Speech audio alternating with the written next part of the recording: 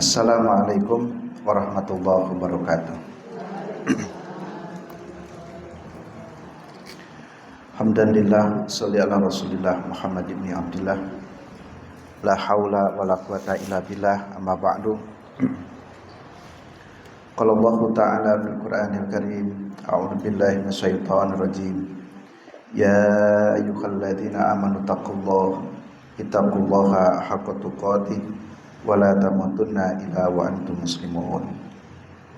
Ibu-ibu jemaah sekalian yang rahmati Allah Subhanahu wa taala. Alhamdulillah amin. Pada kesempatan malam hari ini kita akan melanjutkan kembali kajian jadwal saya ini mengkaji kitab Tibbul Qulub. Tibbul Qulub itu artinya obat hati. Beberapa pertemuan yang lalu kita sudah membahas ada beberapa hal yang bisa merusak hati. Sudah dijelaskan 4 perkara yang merusak hati. Sekarang yang kelima, mufsidul khamisi, hal khamis. Perusak yang kelima. Jadi hati itu bisa rusak dengan kasratun naum, karena banyak tidur. Jadi kalau banyak tidur itu hati bisa rusak. Ya. Kenapa? Karena fa innahu yamitul qalbi. Tidur itu dapat mematikan hati. Jadi kalau orang banyak tidur, suami ibu, pamannya, anak, mantu, cucu, kok kelihatannya banyak tidur, itu tidak baik. Karena orang yang banyak tidur itu bisa merusak hati. Dengan banyak tidur itu yamitul qalbi, mematikan hati. Jadi hati bisa mati. Wa yaskilul badani, dan tubuh jadi gemuk. Yang banyak tidur kan gendut, hatinya mati, tubuhnya gendut. Wa yadiul waqti, dan menyia-nyiakan waktu, menghabiskan waktu. Orang banyak tidur, orang lain bekerja mencari uang, dia malah tidur. Orang lain beraktivitas, malah dia tidur. Habis waktunya. Tahu-tahu sudah tua karena sering tidur. Orang lain tua itu karena beraktivitas, bekerja ini, bekerja itu. Nah dia ini cuman tudar tidur terus. Bukan hanya saja mematikan hati, menjadikan tubuh jadi gemuk, menghabiskan waktu, juga wa yurasu kasratul ghaflah wal kasl.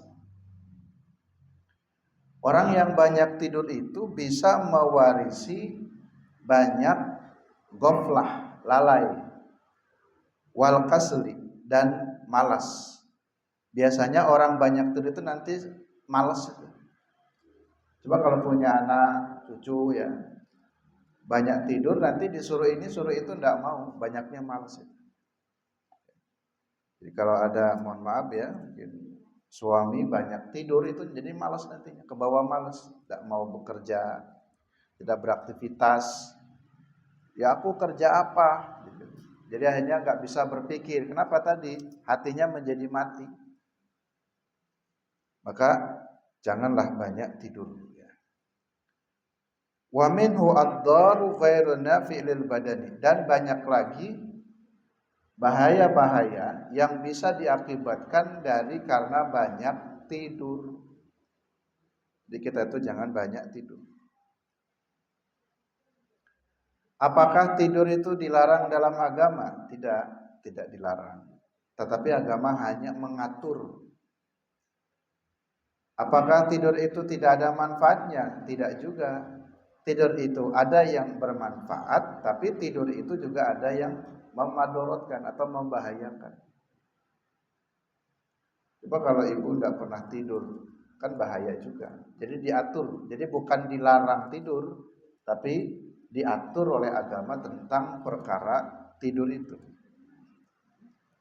Karena di dalam Al-Quran pun disebutkan dalam surat An-Naba, wa ja'alnal laila libasa wa ja'alnan nahara ma'asya. Kami menjadikan malam itu untuk istirahat, untuk tidur. Wa ja'alnan nahara, dan kami kata Allah menjadikan nahar siang itu untuk ma'asya, untuk bekerja. Itu sunatullah. Kalau siang bekerja, kalau malam tidur istirahat. Jadi kalau ada orang yang siangnya banyak tidur, orang lain bekerja malah dia tidur, ini menyelisih dari sunatullah. Allah menciptakan siang itu untuk bekerja, untuk beraktivitas. Dan Allah ciptakan malam itu untuk istirahat.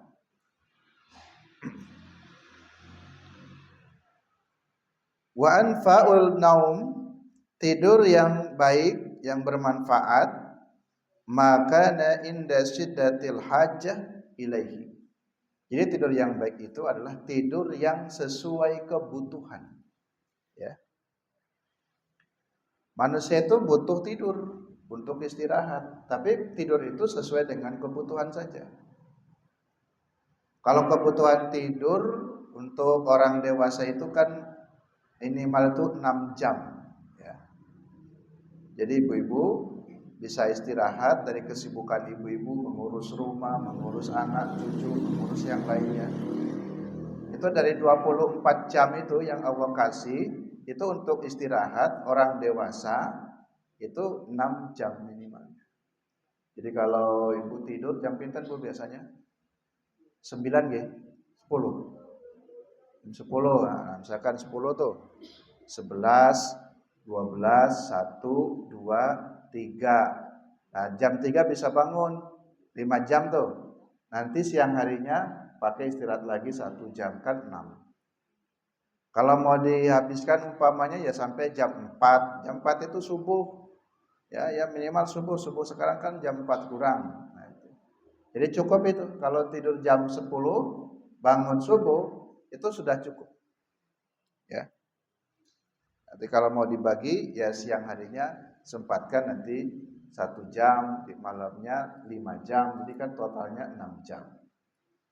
Jadi kalau masih bisa tidur 6 jam, ibu masih sehat, masih bagus. Ya. Tapi kalau nggak bisa tidur, ya, malam-malam juga gelisah terus, nggak bisa tidur, nah itu kan menjadi sakit juga itu kalau kurang tidurnya. Semalam saya tidurnya cuma 2 jam Pak Ustadz. Oh kalau 2 jam ya memang kurang, jadinya sakit malah. Jadi kalau kurang tidur pun sakit. Jadi harus sesuai ya. Jadi makana inda syiddatil hajja ilaiha, ya sesuai dengan kebutuhannya, sesuai dengan hajatnya. Di sini dalam kitab Ibnu Qayyim mengatakan wa naumu awalil lail. Tidur yang baik itu di awal malam. Ya, jadi tidur yang baik itu di awal malam. Nabi itu tidak begadang. Ya. Sehingga kalau tidak ada aktivitas, ibu pas tidak datang pengajian atau tidak ada kepentingan lain, setelah Isya itu udah mendingan pakai istirahat. Setelah selesai rapi-rapi rumah, istirahat saja. Jadi jangan begadang. Itu tidur yang baik. Wa naumu wastin nahar anfa. Kalau siang hari, kalau mau tidur itu tidur yang baik di siang hari itu adalah waktu pertengahan siang. Jadi jangan awal siang. Awal siang itu jam 7, jam 8 kok malah tidur. Itu enggak bagus itu. Jadi kalau di malam hari tidur yang baik itu yang di awal malam, ya setelah Isya kan awal malam nih, ya jam 8, 9 sudah istirahat. Tapi kalau siang hari, awal siang itu malah tidak bagus. Yang bagus itu yang pertengahan. Biasanya nanti disebut dengan tidur qailulah. Kalau ibu yang tidak ngantor, simbah ngantor boten Mbah? Boten nggih? Ah, dereng nggih. Nek boten ngantor, itu jam 11 itu istirahat. Nanti menjelang duhur bangun, jadi supaya duhur itu fresh, bisa sholatnya dengan khusyuk, agar pas duhur itu tidak ngantuk sholatnya. Nah, itu tidur qailulah. Atau kalau nanggung ya nanti tidurnya setelah sholat duhur. Jadi itu tidur yang bagus di siang hari itu yang pertengahan, bukan yang di awal siang. Kemudian wa minal makruhi, dan tidur yang dilarang, yang dimakruhkan, yang dilarang itu adalah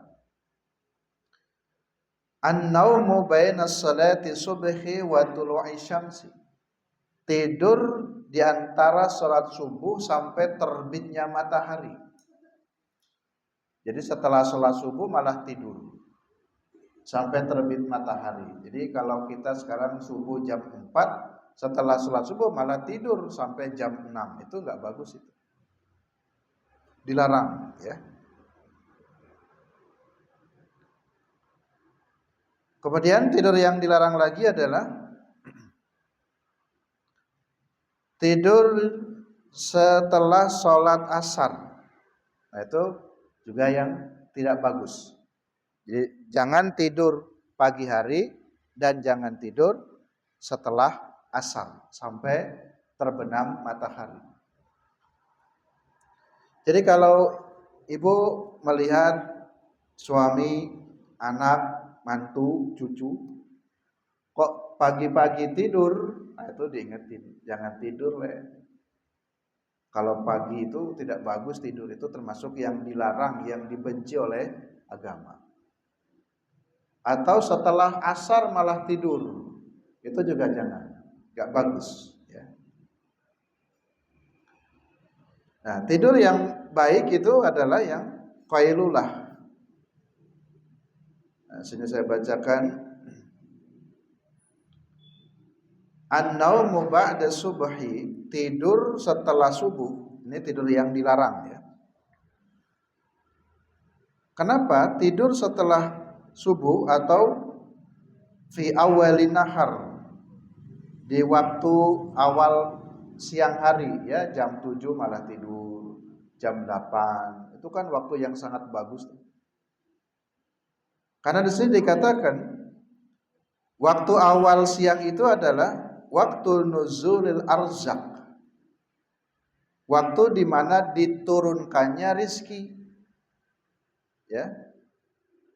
Jadi pagi hari itu justru pintu-pintu rizki sedang dibuka. Jam 8, jam 7 jangan tidur. Aktivitas, ya kerja apa yang bisa dikerjakan. Kalau memang tidak ada kegiatan rutin pun cari kegiatan. Nyapu-nyapu, bersih-bersih, nyuci-nyuci. Kalau enggak ya olahraga, intinya jangan tidur. Ya. Jadi nanti rezekinya tertutup. An-naumu ba'da subhi yadhabu barakat rizki. Orang yang tidur setelah subuh itu bisa menghilangkan keberkahan rizki. Jadi keberkahan rizkinya akan hilang kalau tidur pagi. Wal umrah, dan akan hilang keberkahan umur. Jadi umur kita sia-sia kalau tidur pagi hari. Jadi rizki kita akan hilang, umur kita pun sia-sia, tidak barokah. Kalau kita bandingkan dengan binatang, ya mohon maaf ya, kalau ada manusia yang tidur, selalu tidur, pagi tidur terus, itu binatang itu, ayam pun itu sudah kukuruyuk dari jam 3 pagi. Kalau ada yang punya ayam ya, umumnya ayam yang ada ayam itu selalu berkukuruyuk. Sudah terbangun itu ayam itu, malah bangunin kita manusia. Kita malah manusianya pada tidur, jadi kalah sama binatang. Burung pun di pagi hari sudah bersiul, ciut-ciut ya, cuit-cuit pagi-pagi, tapi masih ada orang yang masih tidur, jam 6 belum bangun, jam 7 sampai jam 8. Itu akan hilang rezeki. Kalau tuh ke pasar ya, ke pasar kota gede yang dekat itu orang sudah pada bangun memburu rizki, membuka rizki. Jam 3 sudah pada ke pasar untuk mencari rizki. Jam 3 subuh sudah pada gasik itu bangun. Jadi kalau bangunnya kesiangan, itu sudah nggak dapat rizki. Di kampung saya, tempat saya itu ada pasar, namanya itu pasar siluman. Tahu siluman, Ibu? Siluman itu bahasa Jawanya apa ya? Siluman gitu. Nah, bahasa Sundanya kan siluman. Jadi ada namanya pasar siluman. Saya waktu kecil kalau berangkat sekolah 6:30 cuman tahu saja kata orang tua itu loh pasar siluman gitu. Pasar, tapi setiap saya lewat kok nggak ada aktivitas pasar gitu. Disebut siluman karena pasar itu ramainya itu sejak sebelum subuh udah pada berdagang, pada membeli. Jadi kalau beli sarapan itu sebelum subuh itu. Jadi kalau orang kesiangan baru cari sarapannya jam 5:30 sudah habis. Nah, sehingga tadi rezekinya hilang itu. Jadi kalau anak sekolah umumnya dulu ya waktu SD kan berangkat 6:30. Jadi kalau lewat pasar itu sudah sepi, seperti tidak ada pasar. Padahal paginya jam 2, jam 3 itu sudah ramai. Pokoknya jam 2, jam 3, jam 4, jam 5 itu jam 6 lah sampai jam 6. Jadi 6:30 ya sudah sedikit aktivitasnya. Sehingga orang-orang di kampung nyebutnya pasar siluman. Artinya memang rezeki itu harus dijemput pagi-pagi. Yang kerja di kantor juga sudah bangun pagi, sudah menyiapkan laptop. Kalau ada tugas juga sudah mulai ngetik-ngetik. Jadi kan produktif. Ya. Yang petani juga sama, ada persiapan sarapan dulu, segera berangkat ke sawah pagi-pagi itu di kampung, berangkat jam 6. Tujuannya apa? Sebelum siang. Kalau siang kan keburu panas. Kalau panas kan capek. Berangkat ke sawah jam 9. Ya, baru 2 jam, 9, 10, 11 sudah capek. Belum dapat banyak pekerjaan di sawah, udah keburu matahari panas kan tinggi kalau sudah siang itu. Tapi kalau sudah berangkat pagi-pagi meruput ya paling enggak jam 7 sudah berangkat kan lumayan tuh. 7, 8, 9, 10 kan sudah cukup ya. Nanti menjelang jam 11 sudah agak panas bisa istirahat. Jadi banyak manfaatnya ya. Kalau kita menggunakan waktu di pagi hari. Lianna barakata hadil ummah fil bukur. Karena sesungguhnya keberkahan umat ini adalah fil bukur pada waktu pagi. Jadi berkahnya waktu bagi umatku ini adalah di waktu pagi hari. Yani wa huwa ba'da salatil fajri ila tulu'i syamsi. Nah, terlebih-lebih adalah setelah salat subuh ila tulu'i syamsi sampai terbit matahari. Jadi kita bisa berbagi ilmu dengan keluarga, mantu, anak, cucu. Pokoknya kalau ngantuk sengantuk apapun jangan tidur kalau ba'da subuh. Cari aktivitas lain, ya nyapu-nyapu, ya olahraga.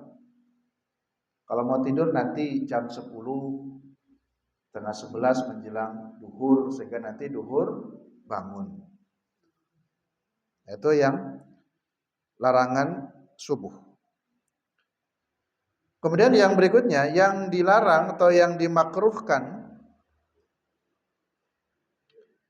itu adalah tidur ba'dal asri, tidur setelah asar. Tadi yang dilarang tidur setelah subuh, yang kedua tidur setelah asar. Di sini disebutkan manna ma ba'dal asri fahtulisa aqluhu. Barang siapa yang tidur ba'dal asri setelah asar, siapa orang yang tidur setelah asar fahtulisa maka akan hilanglah opo aqluhu akalnya. Jadi kalau orang tidur setelah asar itu akalnya jadi hilang. Kalau sering setelah asar tidur, setelah asar tidur. Kalau sering tidur, akal hilang itu kan tadi menjadi rusak. Bahasa lain menjadi gila gitu ya. Kalau istilahnya itu apa? Kalau tempat saya namanya linglung. Tahu linglung Bu? Nah, bahasa Sundanya linglung. Linglung itu kan bingung gitu ya. Biasanya kalau ada orang tidur setelah asar, nanti pas adzan maghrib kan terbangun tuh, dengar adzan, dikiranya apa? Subuh. Akhirnya si anak itu karena linglung ya, dia langsung mandi, pakai seragam, ambil tas, berangkat ke sekolah. Sampai sekolah loh kok kosong. Nah itu kan linglung, jadi akalnya tuh terganggu, itu rusak. Jadi jangan tidur setelah asar.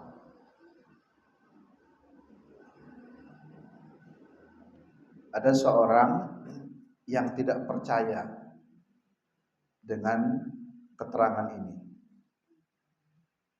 Ada seorang ustadz menjelaskan bahwa tidak baik tidur setelah asar. Apalagi sering nanti bisa hilang akalnya atau bahasa lain gila. Ini ada seseorang yang dia nggak percaya, nggak mungkin orang tidur setelah asar jadi gila, itu tidak mungkin.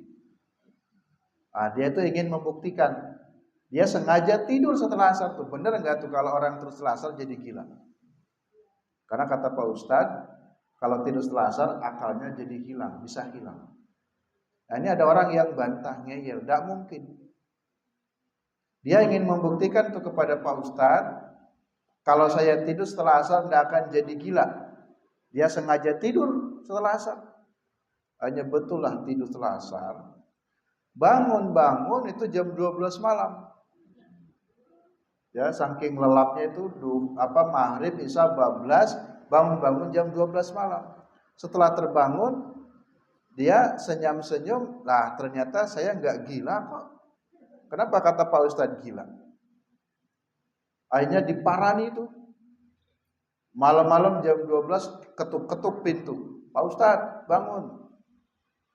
Bangun Pak Ustadz. Itu Ustadz sedang tidur malam-malam, dibangunin, digedor-gedor. Lalu setelah Ustadz ketemu, dia marah-marah. Katanya, kata Pak Ustadz, kalau tidur setelah asar bisa gila. Buktinya saya nggak gila nih. Gitu. Dia ingin membuktikan kalau tidur setelah asar nggak gila. Saya nggak gila buktinya nih. Jadi perkataan Pak Ustadz itu bohong, nggak benar itu kalau tidur setelah asar bisa hilang akalnya, bisa gila. Kata Pak Ustadz gini, kira-kira ada nggak orang waras bertamu jam 12 malam? Ada nggak kalau orang waras itu marah-marah jam 12 malam, orang sedang tidur bangun gedor-gedor cuman marah-marah? Berarti kalau begitu sampean ini hilang akalnya. Kalau orang yang waras itu nggak mungkin bertamu jam 12 malam. Apalagi ganggu orang sedang istirahat jam 12 malam marah-marah. Berarti akalnya itu memang benar-benar hilang kalau begitu. Nah, sekarang buktikan. Nah, jadi begitu. Jadi orang ingin membuktikan nggak hilang akalnya kalau tidur setelah asar. Terus yang baik, yang bagaimana tidur itu? Tadi kan tidur yang dilarang, ya. Tidur yang baik itu adalah fal jumlatu fa'dulu naumu wa anfa'uhu naumun nisful lail al awal. Tidur di setengah malam yang pertama. Jadi begini, malam itu Bu ya dibagi dua. Kalau kita menghitung malam umpamanya setelah Isya jam 8 umpamanya ya. Jam 8 tuh. 8, 9, 10, 11, 8, 9, 10, 11, 12, 1, 2, 3. Kalau jam 7 kecepatan Bu ya. Tapi ada yang tidur jam 8 betul nggih? Enggak ada ya, mungkin jam 9 Bu ya. Baik-baik kita hitungnya jam 9 saja nih ya. 9, 10, 11, 12, 1, 2, 3. Nah, sampai jam 3 ya. 7 jam tuh. Ya biar mudah 8 jam sampai jam 4. Nah, jadi 8 jam dari jam 9 malam sampai jam 4. Nah, itu berarti dalam satu malam itu ada 8 jam. Nah, sekarang 8 jam dibagi 4, dibagi 2. Berarti 4 jam ya. Berarti 9, 10, 11, 12. Nah, ini namanya awal malam dari jam 9 sampai jam 12 itu dibagi 2. Kemudian dibagi 2 lagi, nisful awalil lail. Berarti 4 jam dibagi 2, 2 jam. Berarti ketemunya jam 9, jam 10 gitu. Jadi nanti ketemunya tidur yang baik itu maksimal itu jam 10. Pokoknya kalau sudah jam 10, ibu istirahat saja. Ada keperluan dengan anak, dengan cucu pun simbah jangan istirahat.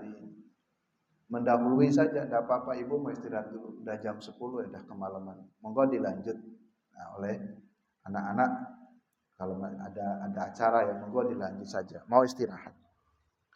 Nah, itu tidur yang baik itu di awal malam. Di sini bahasanya nisful laili al awal. Jadi setengah malam dari yang pertama. Nah, setengah malam pertama tadi kalau dibagi 4 jam pertama, 4 jam kedua, 4 jam itu dibagi 2 lagi, nisfun. Nisfun itu separuh. Itu separuh dari 4 jam ya 2 jam. Berarti ya tadi maksimal jam 10.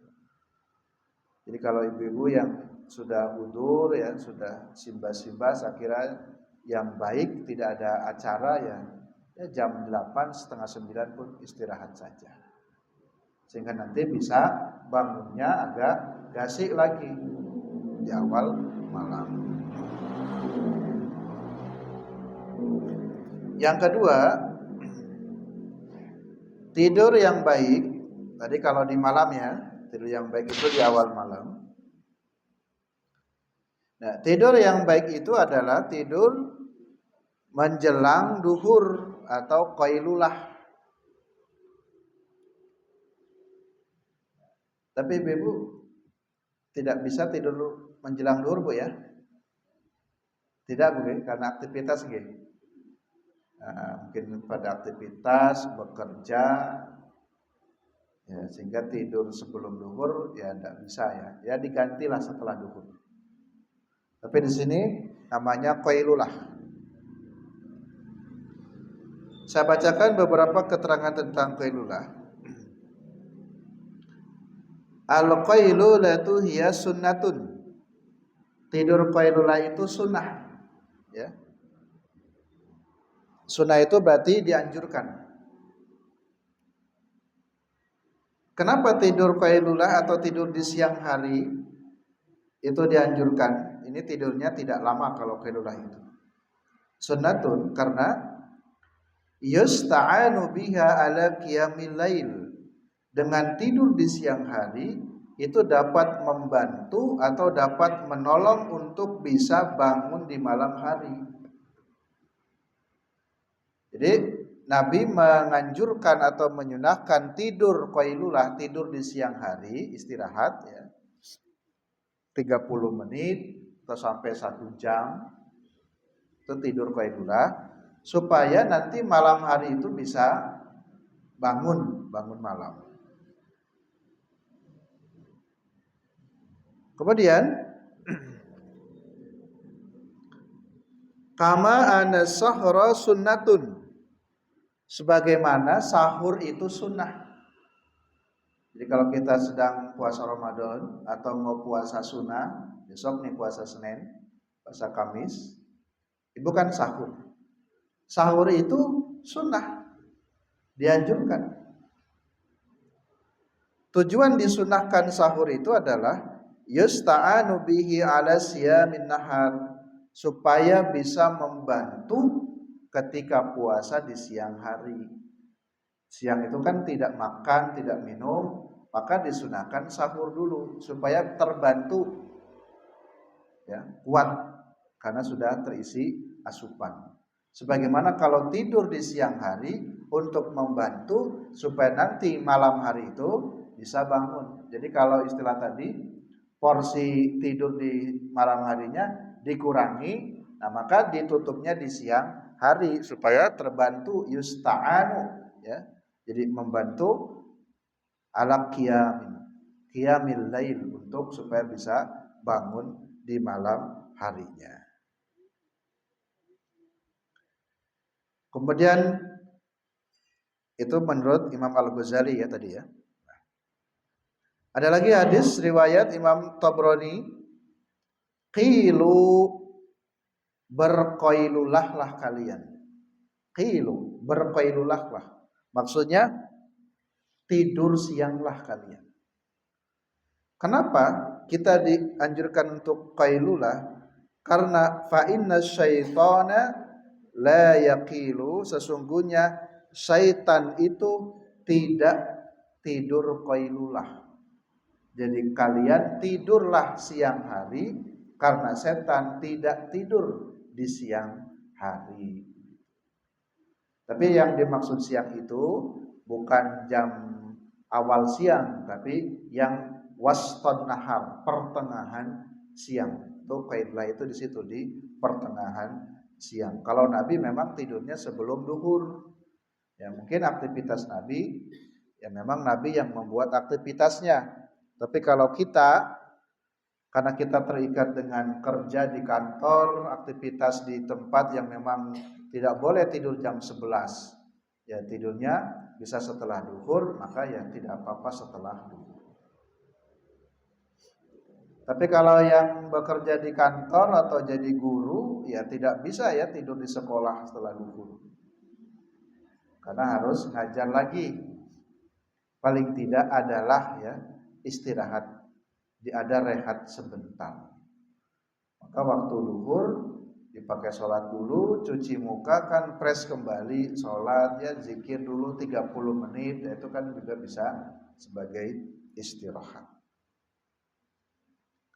Nah itulah tentang beberapa hal yang terkait dengan tidur, sehingga di sini Ibnu Qayyim rahimahullah dalam kitab Tibbul Qulub menjelaskan bahwa al-mufsidul khamis, jadi kerusakan yang kelima yang dapat merusak hati itu adalah kasratun naum, banyak tidur.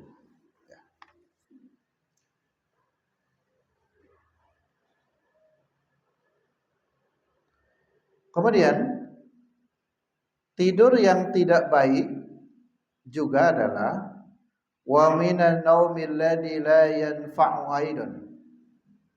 Tidur yang tidak bermanfaat atau yang tidak baik itu adalah an-naumu awwalal lail aqibu ghurubi syamsi hatta tadhhaba qahmatal isya wa kana Rasulullah sallallahu alaihi wasallam yaqrahuhu wa huwa makruhun syar'an wa tab'an. Jangan tidur di awal malam, yang dimaksud tidur di awal malam itu setelah maghrib. Tadi setelah asar ya, jangan. Setelah maghrib pun jangan. Jadi nanti kalau mau tidur, tunggu dulu sampai isya. Jadi kalau ada orang capek, lelah, setelah sholat maghrib mau tidur, itu diupayakan jangan, dihindari dulu. Tidak usah tidur dulu. Salah satu manfaatnya kan nanti sebentar lagi mau sholat isya dulu. Ya, kalau ada anak ya tidur setelah maghrib, kita ingatkan jangan tidur dulu nak. Nanti isya dulu sebentar lagi isya, ya sholat isya dulu. Nah setelah sholat isya langsung tidur, itu baru boleh atau itu bagus. Karena wa kana Rasulullah sallallahu alaihi wasallam yakrahuhu. Rasulullah sallallahu alaihi wasallam itu tidak suka kalau tidur setelah maghrib, tidak suka, benci. Tapi tunggu dulu sampai qamhatal isya, sampai datang waktu isya, salat dulu isya. Bahwa makruhun syar'an wa tab'an, dan itu dimakruhkan atau dibenci tidur setelah maghrib itu baik secara syariat ataupun secara tabiat. secara syariat ya tadi kan ada waktu isya. Kalau orang tidur setelah maghrib nanti isanya bablas, nggak sholat isya. Itu bisa termasuk nanti melalaikan sholat, malah sholatnya ya, nanti bangun jam berapa, jam 10, jam 11, tapi dia cuma tidur saja, tidak ada kepentingan apa-apa. Kalau kemudian kita meninggal dunia, sebentar lagi isya kok malah tidur. Itu 10 menit lagi adzan isya loh nak, jangan tidur. Jadi kalau tidur kemudian meninggal, mati, belum sholat isya gimana? Itu kan termasuk melalaikan juga ya. Walaupun takdir Allah kan nggak tahu, tapi kan kita berusaha untuk ya sungguh-sungguh serius. Jadi itulah kenapa Nabi melarang tidur setelah maghrib. Itu larangan makruhan syar'an wa tab'an. Wa kama anna kasrata naumi mawrisatul lihadal afat wa yurasul amrad la yantafi'u sahibuha biqalbihi wala badanihi ma'aha. Jadi orang yang banyak tidur itu bisa mewarisi itu ya menjadikan kebiasaan sifat-sifat yang buruk, dan bisa yurasul amrad, bisa mewarisi sakit. Jadi orang yang sering sakit itu kan jarang olahraga, tubuhnya tidak bergerak, cuman tudar tidur terus. Nah itu. Jadi itu banyak sakit. Jadi orang yang banyak sakit itu jangan-jangan karena banyak tidurnya, tidak banyak geraknya. La yantafi'u sahibuha biqalbihi wala badanihi ma'aha. Tidak memberikan manfaat kepada orang, baik kepada hatinya maupun kepada tubuhnya. Nah, oleh karenanya kita harus bersifat adil terhadap tubuh ini, ya. Bil adl. Faman iktasama bihi faqad akhadha bi khaddihi minal khair wa billahil musta'an, ya. Jadi kita harus proporsional, ada waktu untuk tidur, ada waktu untuk bekerja, ada waktu untuk ibadah. Jangan terlalu banyak porsi untuk tidurnya, itu tidak baik. Wallahul musta'an, dan Allah yang memberi pertolongan. Jadi kita pun banyak minta tolong kepada Allah. Demikian ibu-ibu jemaah sekalian rahmati Allah SWT, kita membahas poin nomor 5, perkara yang merusak hati itu adalah banyak tidur. Kurang lebihnya mohon maaf. Billahi taufiq wal hidayah. Assalamualaikum warahmatullahi wabarakatuh.